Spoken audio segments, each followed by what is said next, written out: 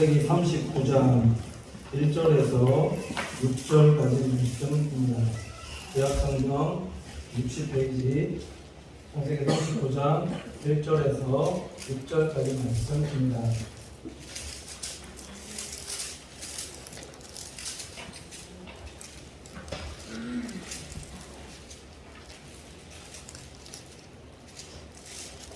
오늘 다 찾은 줄 알고 제가 공독해 올리도록 하겠습니다. 요셉이 이끌려 애굽에 내려가매 바로의 신하 시위대장 애굽 사람 보디발이 그를 그리로 데려간 이스마엘 사람의 손에서 그를 산이라. 여호와께서 요셉과 함께 하심으로 그가 형통한 자가 되어 그 주인 애굽 사람의 집에 있으니 그 주인이 여호와께서 그와 함께 하심을 보며 또 여호와께서 그의 범사에 형통케 하심을 보았더라. 요셉이 그 주인에게 은혜를 입어 섬김에 그가 요셉으로 가정 총무를 삼고 자기 소유를 다 그의 손에 위임하니 그가 요셉에게 자기 집과 그 모든 소유물을 주관하게 한 때부터 여호와께서 요셉을 위하여 그 애굽 사람의 집에 복을 내리심으로 여호와의 복이 그의 집과 밭에 있는 모든 소유에 미친지라. 주인이 그 소유를 다 요셉의 손에 위임하고 자기 식료 외에는 간섭하지 아니하였더라. 요셉은 용모가 준수하고 아담하였더라. 아멘. 성가대 하나님겠습니다.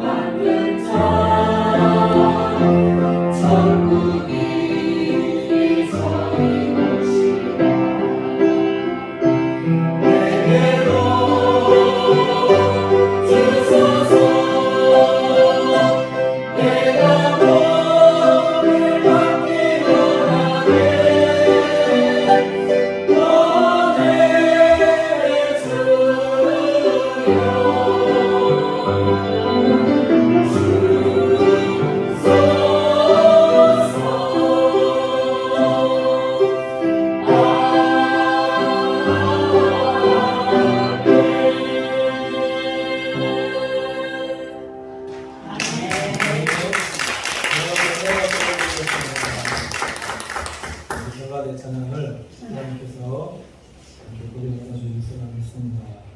우리 옆에 분 모시면서 인사하도록 하겠습니다. 사랑합니다. 축복합니다.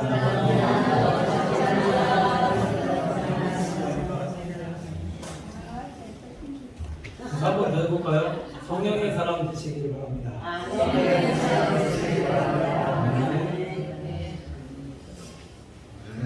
말씀 제목이 성령의 사람 되게 하소서. 남진으로 하나님 말씀 전하도록 하겠습니다. 오늘 절기상으로 보면은 성령 강림주일입니다. 예수님께서 부활하시고 승천하시면서 약속한 것을 기다리라 말씀하시고 승천한 지 50일 만에 이 마가의 다락방에 120명의 문도가 전혀 기도에 힘쓸 때에 성령께서 임재하셨다, 이렇게 성경이 말씀하고 있습니다. 성령의 임재가 왜 중요할까요? 성령이 왜 중요할까요?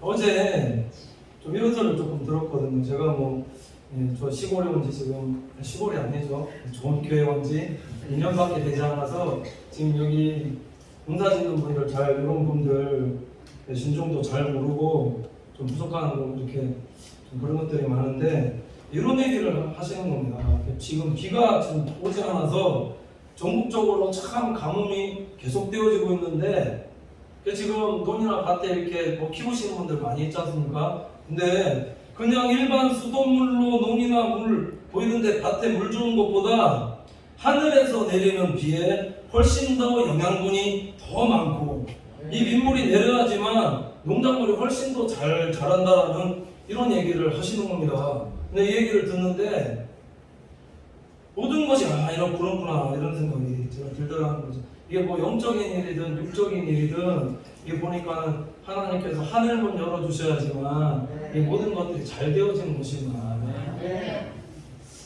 하늘의 복이 성도들에게 임하여지만, 이게 육적으로든 농사일이든 이게 영적이로든 하늘의 복이 하늘 문을 열어주셔서 하나님께 성령으로 기름 부어 주셔야지만, 그래야지만 우리 성도들이 다 잘 되는 거구나. 한 번 더 깨닫는 시간 되었더라는 거죠. 이거 영적으로 좀 비유해 보면은, 그렇기 때문에 우리의 성도님들의 삶이 하나님 앞에서 어떤 삶이 되어져야 되느냐, 하나님 앞에 참된 예배자가 되어질 때에 그러면 위로부터 주시는 기름 부으심과 은혜가 임하는 것이며, 이 성령의 기름 부으심이 성도들을 잘 되게 해주시는 것이고 형통케 그렇게 하시는 것이다. 우리가 늘 성령님과 동행하는 믿음의 성도들 되어질 때에 모든 일들이 잘 되고 형통하고 잘 풀리고 복을 받는다, 은혜를 받는다. 그래서 저는 이게 설교할 때마다 이제 간혹 말씀드리지만, 교회를 보면은 영적으로 꼭 주유소 같습니다. 주유소. 사람을 자동차에 비유한다면 교회는 주유소다. 자동차가 잘 나가려면은 기름 많이, 요즘 기름값 비싸서 만땅 잘 못 되겠더라고요. 하고 5만원, 3만원 이렇게 넣는데 만땅 채워져야지만 멀리 가고 오래 갈 수 있듯이, 이곳에서 성령의 기름 부음 받는 우리 믿음의 성도들 되어질 때 모든 일들 가운데 하나님의 형통과 은혜의 복이 임하게 되어지리라 믿습니다. 날마다 그래서 교회 오실 때 그냥 오지 마시고 성령의 기름 부으심, 하나님 우리 예배 가운데 성령의 기름 부으심이 넘치는 우리 예배 되게 하여 주시옵소서, 그렇게 기도하시고 오면 성령께서 주시는 은혜와 복이 반드시 있으리라고 믿습니다. 오늘 말씀 보면은 이 성령님의 기능에 대한 말씀을 하고 있는데, 자, 성령님께서 어떤 일을 하고 계신가 보시면은 오늘 창세기 39장 1절 보면 이렇게 말씀하고 있습니다. 요셉이 이끌려 애굽에 내려가매 바로의 신하 시위대장 애굽 사람 보디발이 그를 그리로 데려간 이스마엘 사람의 손에서 그를 산이라, 이렇게 말씀하고 있습니다. 자, 이 말씀의 의미는 굉장히 길게 말씀하고 있는 것 같지만 어떤 의미냐, 성령님께서 우리의 삶을 지금 인도하고 계신다.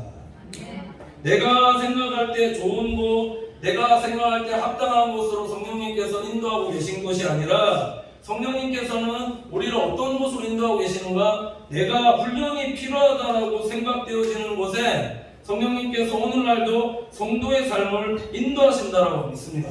그러니까 오늘 말씀 보면은 요셉이 이끌려서 애굽에 내려갔다 이렇게 말씀하고 있는데, 무엇에 이끌린 삶이었는가 보면은 형님들에게 아니면 미디안 상인에게 이끌린 삶과 같지만, 그 배후의 이면에 누가 역사하고 계셨는가? 살아계신 하나님께서 역사하셔서 요셉을 이끌어서 애굽으로 그렇게 인도하셨다 말씀하고 계시더라고요.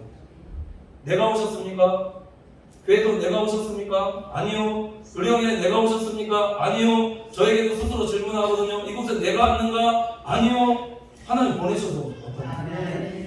잠언 16장 9절 보면 이렇게 말씀하고 있는, 사람이 마음으로 자기의 길을 계획할지라도 그 걸음을 인도하는 자는 여호와시니라 이렇게 말씀하고 있습니다. 사람이 모든 것을 계획하고 내가 이렇게 해야 되겠다, 저렇게 해야 되겠다, 이곳으로 가야지, 저곳으로 가야지, 그래서 내 계획대로 생각으로 움직이는 것 같지만 성경이 말씀하는 것은 결국 내가 계획하고 생각한 대로 되어지는 것이 아니라 다 하나님의 인도하신 대로 되어진다 이렇게 말씀하고 있다는 거죠.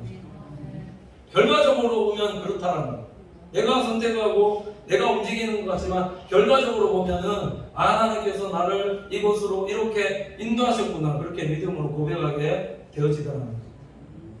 그러니 내가 현재 고난을 당하는 것도, 내가 억울한 일을 당하는 것도, 내가 원치 않게 외국으로 가서 일하는 것도, 내가 다른 사람 밑에 일하게 되어지는 것도 이게 내 선택인 것 같지만, 그래서 그 당시에 너무 힘들고 어려운 일들이지만 이 성경이 말씀하는 것은 이 모두가 다 성령님의 인도하심이고, 그럼 왜 이렇게 인도하시는가? 나를 훈련하시고 연단하셔서 나를 사용하시기 위한 하나님의 계획임을 말씀하고 있다는 거예요.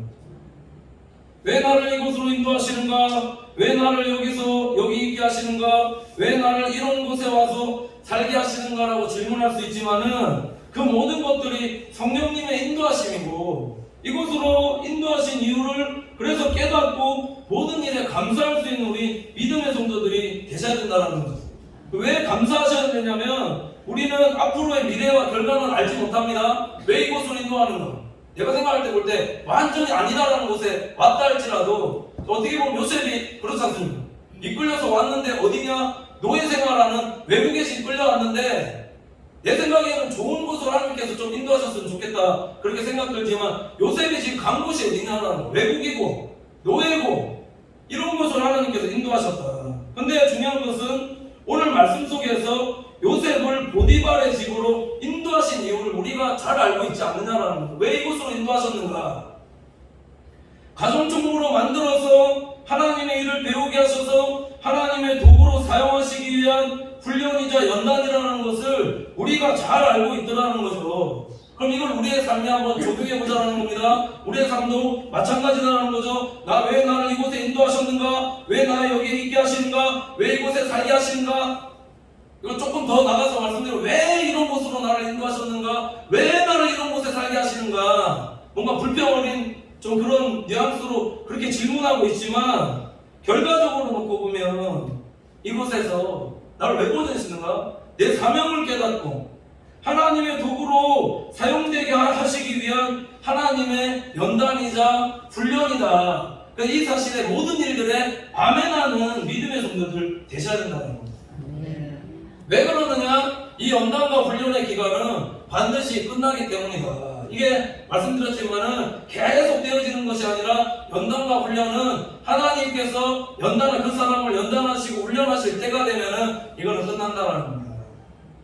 시편 105편 17절에서 22절 보면은 이렇게 말씀하고 있는데 한 사람을 앞서 보내셨으며 요셉이 종으로 팔렸도다. 그 발이 착고에 상하며 그 몸이 쇠사슬에 메었으니 곧 여호와의 말씀이 응할 때까지라. 그 말씀이 저를 단련하였도다. 왕이 사람을 보내어 저를 방석하며 열방의 통치자가 저로 자유케 하였도다. 저로 그 집의 주관자를 삼아 그 모든 소유를 관리케 하고 임의로 백관을 제어하며 지혜로 장로들을 교훈하게 하였도다. 이렇게 말씀하고 있습니다. 왜 이런 나에게 연단을 주시고 이런 훈련을 주시고 왜 이런 고난을 주시고 이런 고통을 주시고 왜 이런 곳에 보내서 나를 이렇게 힘들게 하고 어렵게 하시는가? 라는 질문에 오늘 말씀이 얘기하는 것은 여호와의 말씀이 응할 때까지다. 내가 뭔가 쇠사슬에 묶인 것 같고 하늘 사방이 다 막힌 것 같지만은 오늘 말씀이 얘기하는 것은 여호와의 말씀이 응할 때까지다. 끝이 있다라는 거죠. 그리고 말씀하는 것은 말씀이 저를 뭐한다? 단련하였다. 훈련한다는 거예요. 왜 훈련했냐라는 거예요. 왜 요셉 훈련했냐라는 거예요. 왜 하나님께서 애국까지 보내셔서 그 먼 나라까지 보내서 먼 땅까지 보내서 훈련하셨는가? 말씀하는 것은 그 집 주관자를 삼아 그 모든 소유를 관리케 하고 임의로 백관을 제어하며 지혜로 장로들을 교훈하게 하였도다. 이렇게 말씀하고 있습니다. 백관이라는 것은 나라를 다스리는 사람이고 장로들이라는 것은 나라의 원로들이죠. 나라를 다스리는 사람을 요셉을 통해서 지혜로 교훈하게 하다 이렇게 말씀하고 있다는 거예요. 왜 훈련하셨는가라는 거예요. 세상의 지혜가 아니라 하나님의 지혜를 요셉에게 배우게 하셔서, 그래서 하나님의 때가 되었을 때 17세에 요셉을 애국으로 인도하셨는데 13년 만에 30세의 나이에 애국의 총리로 세운데도 불구하고 30세밖에 안 됐는데도 그 나라의 백관들과 그 나라의 장로들을 지혜로 교훈할 수 있는 하나님의 사람을 만들었다는 겁니다. 그 지혜를 누가 주셨느냐? 하나님 주셨다는 겁니다. 어떻게 되어질 건 하나님께서 보여주시지 않습니까? 그렇게 다스리지 않습니까? 그 밑에 있는 사람들 다 미래에 대해서 앞미래에 대해서 모르니까 다 알고 밑에 요셉이 하는 거 믿고 순종하더라는 거죠. 그 지혜를 누가 주시냐는 하나님께서 주십니다. 우리가 그리스도인으로서 이 세상 속에서 승리할 수 있는 것은, 이 세상의 지혜는 정말 뛰어나고 위대하고 그렇게 한다 할지라도 하나님 지혜보다는 아니다라는 겁니다. 그럼 우리가 세상 속에서 어떻게 승리할 수 있는가? 기도하여서 하나님의 지혜를 구하고 하나님의 지혜로 세상 지혜 있는 사람들을 다스리며 정복할 수 있는 믿음의 성도들이 되는 것이 오늘날 교회와 성도들이 감당해야 될 몫이라고 했습니다. 이렇게 쓰임받고 사용되어지는 우리 믿음의 성도들 되시기를 간절히 축원을 드립니다. 이게 뭔가 그러지 마시고 기도하셔서 하나님의 지혜로 일하는 믿음의 성도들 되시라는 겁니다.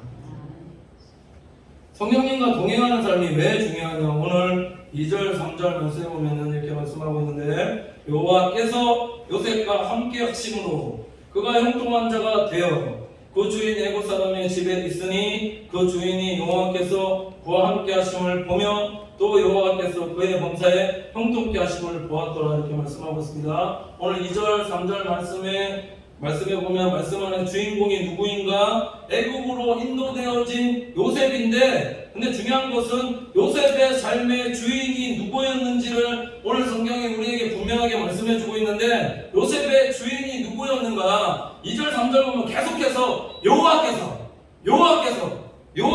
말씀하는 겁니다. 여호와께서 요셉과 함께 하심으로 그가 형통한 자가 되고, 그래서 어디서 형통한 자가 되었다라고 말씀하고 있는가? 그 주인 애굽 사람의 집이다. 팔려간 집에서도 여호와께서 함께 하시니 형통한 자가 되었다. 내 삶을 내가 주관하고 인도하는 게 아니라 여호와께서 내 삶을 주관하고 인도하시니까 그래 형통한 자가 되었다고 말씀하고 있다는 거예요. 이걸 좀 다르게 말씀드리면, 내가 신앙생활하면서 내가 주인으로 살아갈 것인가? 하나님이 주인 되어서 살아갈 것인가? 그거 선택하시면은 그러면 이 결과가 나온다는 거죠. 내가 주인이 돼서 내 마음대로 내 생각대로 살아가면은 형통하는가? 아니요, 반대로 불통한가? 잘 되어지지 않고 하나님의 인도하심이 없지만 성령님께서 내 주인이 되어서 살아가는 삶은 오늘 말씀처럼 그 어디에 가더라도 여호와께서 복되고 형통하게 하신다. 이게 성도의 이기는 비결이다라는 겁니다. 3절 보시면 그 주인이 여호와께서 그와 함께 하심을 보며 이렇게 말씀하고 있는데, 이것의 의미는 보디발이 요셉의 삶을 볼 때마다 계속해서 성령님께서 요셉과 함께 하심을 보았다 말씀하고 있더라는 겁니다. 이걸 어떻게 보았는가? 어떻게 사람 보면서 저 사람이 여호와께서 하나님께서 함께 하시는가? 이걸 어떻게 아는가라는 겁니다. 그 말씀 보면은 그의 범사에 형통케 하였다 이렇게 말씀하고 있습니다. 범사라는 것은 요셉의 모든 일 가운데 하나님께서 함께 하셔서 모든 일들 가운데 형통케 하시는 것을 보는 거죠. 이거를 좀 상상해서 묵상해서 좀 말씀드려보면, 이 보디발이 주인이기 때문에 밑에 종들이 많았는데 애굽에 있는 종살이 하는 요셉에게 뭐 일들 같은 것도 시켜봤는데 다른 종들은 이상하게 좀 부족하고 좀 잘 못하고 막 그랬는데, 요셉에게 일을 시킬 때마다 뭔가 범사에 잘 되게 형통케 하는 것을 성령님께서 함께 하시고 인도해 주시는 것을 이 주인 보디발이 계속 보면서 경험하고 체험하고 그렇게 했다는 거죠. 이걸 보았다는 겁니다. 그러니까 맡기면 척 있는 사람, 맡기면 뭔가 잘 되어지는 사람, 그런 사람 있지 않습니까? 그런 사람이 복댕이죠. 그런 성도가 되셔야 된다는 거죠. 직장에서든 사회에서든 어디든 가정에서든 내가 뭔가를 맡아서, 아니면 내가 어떤 가정에 어떤 곳에 가게 되었을 때 그 사람 때문에, 나 때문에 그것이 잘 되어지는 게 그게 여호와께서 함께하는 사람이죠. 뭔가 안 되어지는 것 같은데 이상하게 되어지는 뭔가 이게 이런 거 하는데 하나님께서 잘 되게 해주시는 그런 복과 은혜가 성령님께서 함께 동행하실 때 함께 해주신다 말씀하고 있다는 이걸 좀 더 구체적으로 설명하는 구절이 창세기 39장 23절 말씀인데 이렇게 말씀하고 있습니다. 전옥은 그의 손에 맡긴 것을 무엇이든지 돌아보지 아니하였으니 이는 여호와께서 요셉과 함께 하심이라 여호와께서 그의 범사에 형통케 하셨더라 이렇게 말씀하고 있습니다. 오늘 요셉이 그래서 보디발의 아내에 의해서 감옥에 갔는데 억울한 누명을 쓰고 감옥에 가게끔 그렇게 되어졌지만 지금 여기 보면 전옥이라는 것은 감옥 안에 지금 간부죠. 제일 높은 간부가 요셉의 손에 맡긴 것은 어떻게 했다? 하나도 돌아보지 않았다. 왜 돌아보지 않냐는 거예요. 맡기면 맡기는 대로 잘하니까 손댈 데가 없으니까 맡기면 맡기는 대로 잘 되니까 그러니까 돌아보지 않았다. 여호와께서 요셉과 함께 하셔서 범사의 그를 형통케 하셨다 이렇게 말씀하고 있다는 거죠. 이거 제가 한번 말씀드린 적이 있는데 언어로 보면은 이게 뭐라고 되어 있냐면 요셉의 하는 일을 주가 잘 되어지게 주가 여호와께서 잘 되어지게 그와 함께 하셔서 처리해 주셨다 말씀하고 있더라는 거예요. 이게 성령님께서 자연이나 환경을 통해서 잘 되어지게 해주시는 그런 부분들도 있지만 요셉이 늘 삶 보면 여호와께서 어떻게 함께 하시는 거 기도하지 않았을 거냐라는 거죠. 그러니까 부족한 부분들이 있으면 누가 와서 이제 하나님의 천사나 아니면 다른 일꾼이 숨겨진 일꾼이 와서 부족한 분들 채워줄 수 있게끔 자꾸 이렇게 하나님께서 역사하시고 일하시는 거예요. 이게 동력입니다. 합력입니다. 요셉이 성실하게 일하는 것도 있지만은 요셉이 다 돌아보지 못하는 일들을 성령님께서 잘 되어지게 처리해 주시기 때문에 그래서 요셉이 형통했다 말씀하고 있더라는 거죠. 성령님께서 우리와 함께 하시는 유익이 무엇인가? 로마서 8장 26절에서 28절 보시면 이렇게 말씀하고 있습니다. 이와 같이 성령도 우리의 연약함을 도우시나니 우리가 마땅히 빌바를 알지 못하나 오직 성령이 말할 수 없는 탄식으로 우리를 위하여 친히 간구하시느니라. 마음을 감찰하시는 이가 성령의 생각을 아시나니 이는 성령이 하나님의 뜻대로 성도를 위하여 간구하심이니라. 우리가 알거니와 하나님을 사랑하는 자 곧 그 뜻대로 부르심을 입은 자들에게는 모든 것이 합력하여 선을 이루느니라 이렇게 말씀하고 있습니다. 성령님이 우리와 함께 하심의 유익이 뭔가? 우리의 연약함을 도와주신다. 감사하지 않습니까? 우리의 연약함이라는 것은 오늘 주성선 성도님 오늘도 그렇게 전화 오셔갖고 아플 때 물론 목회자가 가서 안수해서 기도해서 낫는 그런 경우도 있지만 성령님께서 우리 연약함 도와주신다. 이게 연약함이라는 건 두 가지 의미가 있는데 내 몸이 아플 때나 내가 질병 가운데 있을 때 그 연약함을 성령님께서 도와주신다. 그러니까 아플 때 목회자 도움받아서 기도 받으시는 것도 있지만 아픈 부분 놓고 성령님 만져주세요, 고쳐주세요, 은혜 더하여주세요. 그렇게 혼자 계실 때 만약에 아프시면 그렇게 하시라는 부인 없고 환분 없고 그렇게 기도하시라는 겁니다. 그럼 도와주신다 말씀을 하고 있고요. 나는 아무것도 또한 할 수 없구나 무기력함과 무능함이 찾아올 때 한계에 다다를 때 막 잘하고 싶거든요. 그런 마음 있잖아요. 뭔가 잘하고 싶고 잘 되어지고 하는데 내 능력 밖의 일들이 참 많다. 많은 것들을 많이 볼 수가 있는데 그때 한계에 다다랐을 때 기도하는 거죠. 하나님 도와주십시오. 신앙생활 하는 이유가 뭔가 내 힘으로 할 수 없는 세상 일들이 굉장히 많거든요. 이게 지혜다라는 거예요.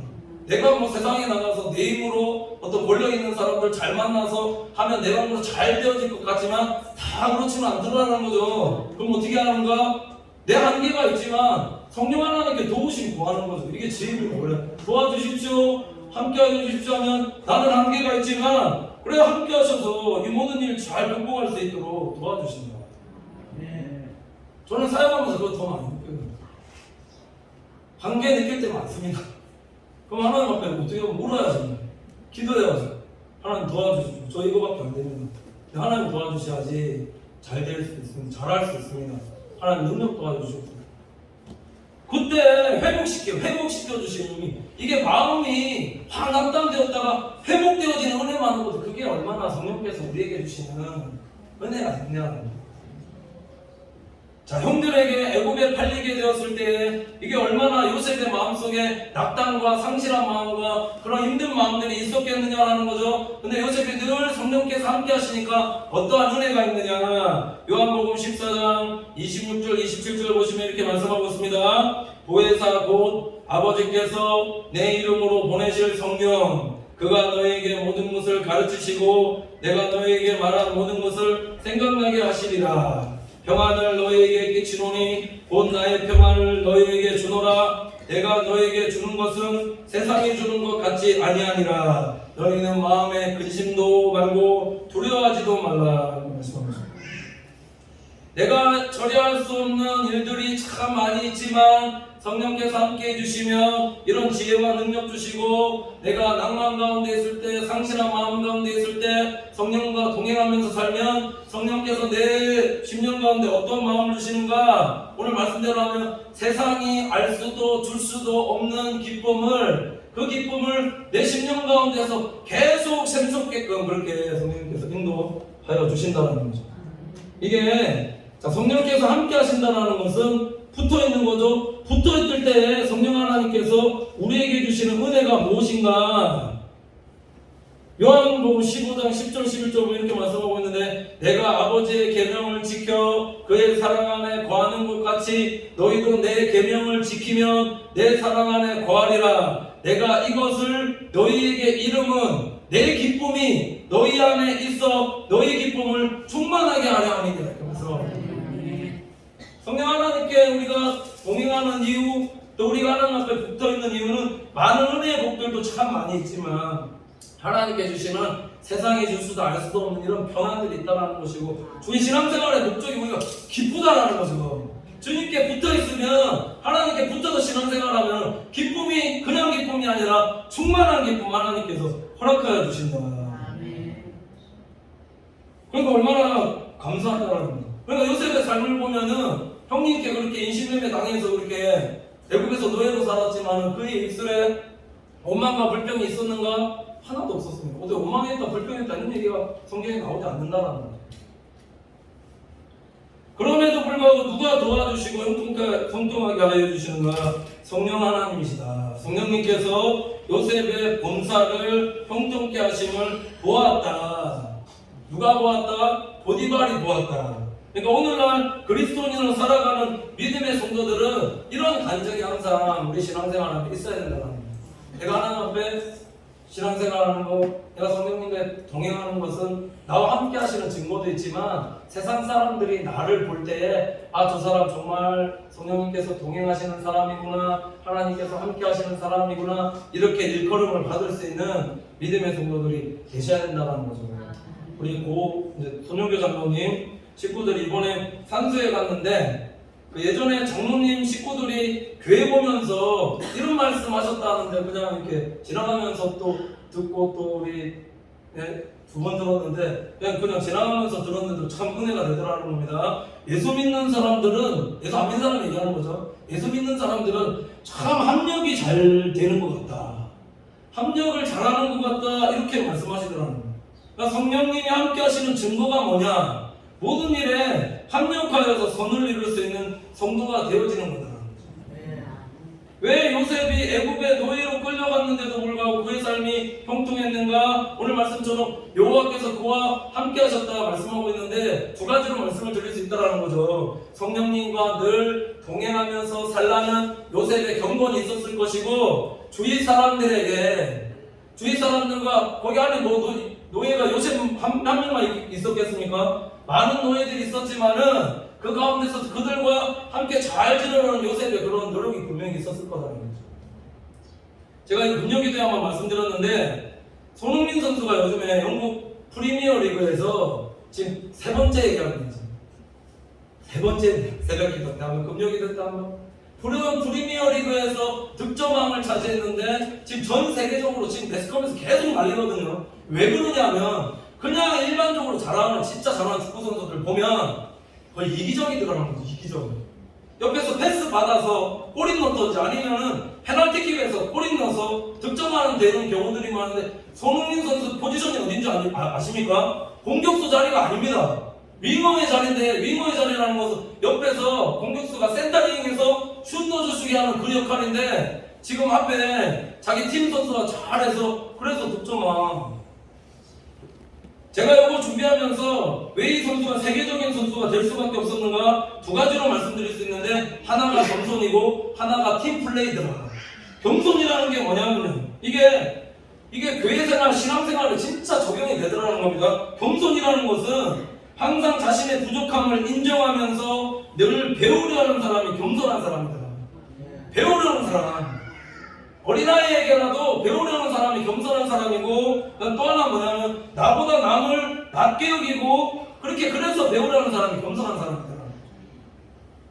그러니까 실력이 늘 수밖에 없다는 겁니다. 다른 사람들 다 보면은 일과 끝나고 나면 훈련 끝나고 안 하는데 계속해서 축구만 생각하면서 뭐 CF 들어와도 아버지가 아예 막 그 CF 하는 동안에 시간 긴데 그런 CF 들어오면 수백억 들어와도 축구만 생각할 수 있게 그렇게 했다는 거예요. 겸손 가르치고 초콜 넣었을 때 이거 보면서 막 우쭐하지 않습니까? 이거 아예 못하겠고 다 뺏었다는 거예요. 또 인간의 한계를 인정하는 사람이 겸손한 사람이더라. 손흥민 선수 보니까 그라운드에서 뭐하고 있더냐면 이게 보니까요 기도하고 있더라는 거죠. 이 신기하다 해서 찾아봤거든요 제가. 그러니까 이 손흥정 아버지가 신앙생활 하시는 분인 것 같은데, 그래 춘천 어디서 거기 유소년 유스스쿨 뭐 하고 있거든요. 거기서 뭐 신앙생활 하는지 찾아보면 그게 아니라 서울의 영광교회 또 이렇게 다니신다, 출석합니다. 애가 왜 이렇게 겸손한가 보니까 예수 믿는 사람이었다. 예수 믿는 사람이었기 때문에. 그래서 득점왕 따고 나서 이거 득점왕 이렇게 골든부츠죠 들고 우리나라 공항, 인천공항 거기 내리는데 내리자마자 이 손흥민 선수가 인사를 6번이나 했거든요. 6번이나 이렇게 하니까 이 전 세계 사람들이 깜짝 놀라더라는 거죠. 그렇게 안 하는데 자기들 문화는 영미죠. 어떻게 저럴 수 있는가. 겸손하면 하나님이 때가 되면 높이시더라. 겸손한 자를 높이시더라. 그리고 팀플레이인데 왜 팀플레이냐면 예수님께서도 공생애 시작하실 때 세례요한에게 세례받는데 마태복음 3장 14절 15절 보면 이렇게 말씀하거든요. 요한이 말려 가로되 내가 당신에게 세례를 받아야 할 터인데 당신이 내게로 오시나이까. 예수께서 대답하여 가라사대 이제 허락하라. 우리가 이와 같이 하여 모든 의를 이루는 것이 합당하니라 하신데 이에 요한이 허락하는지라 이렇게 말씀하고 있습니다. 요한과 예수 그리스도를 비교하면은 요한이 고백하는 겁니다. 예수님의 신들매도 들지 못하게끔 내가 그렇게 차이 나시는 분인데 지금 예수님께서 말씀하시는 것은 그럼에도 불구하고 내가 세례 요한에게 세례 받겠다. 왜 그러느냐? 합력하여서 선을 이루기 위하여. 예수님의 겸손이다. 함께 하나님의 나라를 이루어가기 위한 예수 그리스도의 겸손이다. 나보다 항상 다른 사람과 팀을 먼저 생각하고 공동체를 먼저 생각하는 사람, 이런 사람이 그러니까 다른 사람과 화합을 잘 하는 겁니다.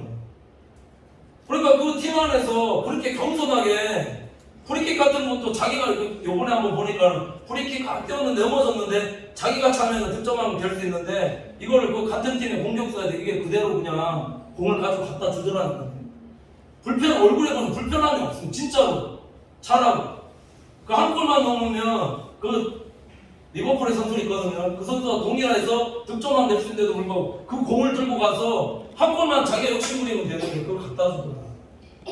그러니까 그 팀 안에 선수들이 다 좋아하는 겁니다. 이번에 막 우리가 득점을 내니까 선수들이 좋아서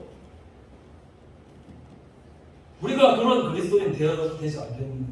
하나님 앞에서 겸손하고 다른 사람보다 낮게 여기고 늘 팀을 생각하고 공동체 생각하고 그렇게 서로 이해해주고 세계 최고라고 생각하는 선수들 그렇지 않습니까? 다 왕이라고 생각하는 그 속에서 나도 왕인데 자기 왕됨을 내려놓고 예수님 그렇게 사시듯이 그렇게 실천하니까 그러니까 모든 사람이 다 좋아하는 사람으로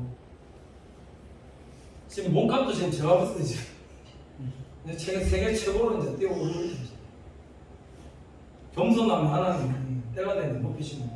성령의 사람은 모든 것이 합력하여 선을 이루는 사람이다. 그러니까 어디로 가든지 하나님께서 높이시고 형통케 그렇게 하시더라고요.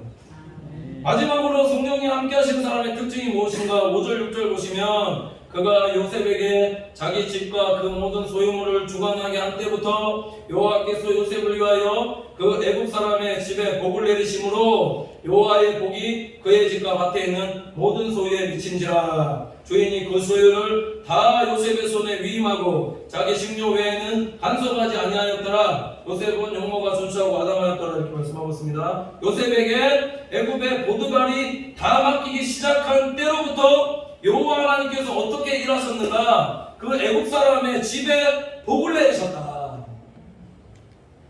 여호와의 복이 그 집과 밭에 있는 모든 소유에 임하게 되었다. 누구 때문에 임하게 되었는가? 전적으로 요셉 때문에 하나님께서 복 내려주셨다는 거죠. 애굽 왕 때문이 아닙니다. 다른 사람 어떤 사람이 아니라 요셉 때문에 그 집과 그 애굽 사람의 집에 하나님께서 복 내려주셨다라고 말씀하고 있더라고요. 그럼 이게 어떤 의미냐라는 겁니다. 복이 어디서부터 오는가? 처음에 말씀드렸듯이 복은 위로부터 오는 겁니다.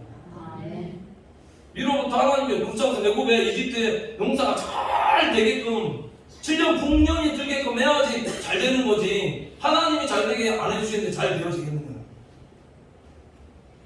하나님께서 왜 요셉이 모든 것을 주관하게 하실 때부터 복 내려주셨는가? 처음 소대에 말씀드렸듯이 요셉이 오늘 주제 말씀처럼 성령의 사람이었기 때문이다라는 거죠. 이걸 다르게 말씀드리면 하나님 보시기에 참된 예배자였다.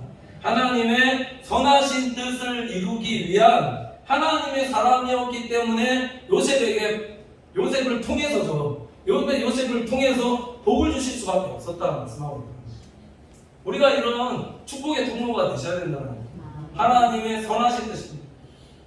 악한 자들과 함께하지 않고 악한 일에 도모하지 않고 악한 말 하지 않고 악한 꾀 있는 자들과 함께 어울리지 않고 하나님의 선하신 뜻이라는 것은 결국 요셉을 통해서 애굽의 많은 사람들이 복을 받고 살게 되어졌습니다. 우리가 항상 영혼을 살리는 일에 많은 사람들을 구원케 하는 일에 쓰임받는 믿음의 성도들 되셔야 된다. 성령님과 동행하면서 성령의 인도함을 받는 사람, 어떤 상황과 환경 조건에 있어도 여호와 하나님과 동행하면서 하나님만 바라보는 사람, 늘 나의 신앙생활에 성령님이 주인 되어서 예수 그리스도가 주체가 되어서 살아가는 사람이었기 때문에 이 하늘의 복이 요셉을 통해서 그의 일하는 보디발의 집과 여호와의 복이 보디발 가정 가운데 미쳤다 임하게 되었다는 말씀하고 있더라는 거죠. 내가 예배자가 되면 내가 들어가는 모든 곳에 하나님께서 복과 은혜 내려주신다. 나를 축복의 통로로 삼아주신다. 이걸 확신하면서 살아가는 믿음의 성도들 되셔야 된다.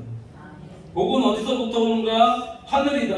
아무리 세상적인 복을 많이 받는다 할지라도 그것은 밭에 주는 수돗물밖에 되어지지 않는다면 하늘의 복은 영양분이 많은 모든 상황 속에서도 형통하고 잘 되는 복이다라는 사실을 기억하면서 우리 날마다 성령님과 동행하며 성령의 인도하심을 받아 모든 일들 가운데 복되고 잘되고 형통한 우리 믿음의 성도들이 다 되시기를 간절히 축원을 드립니다.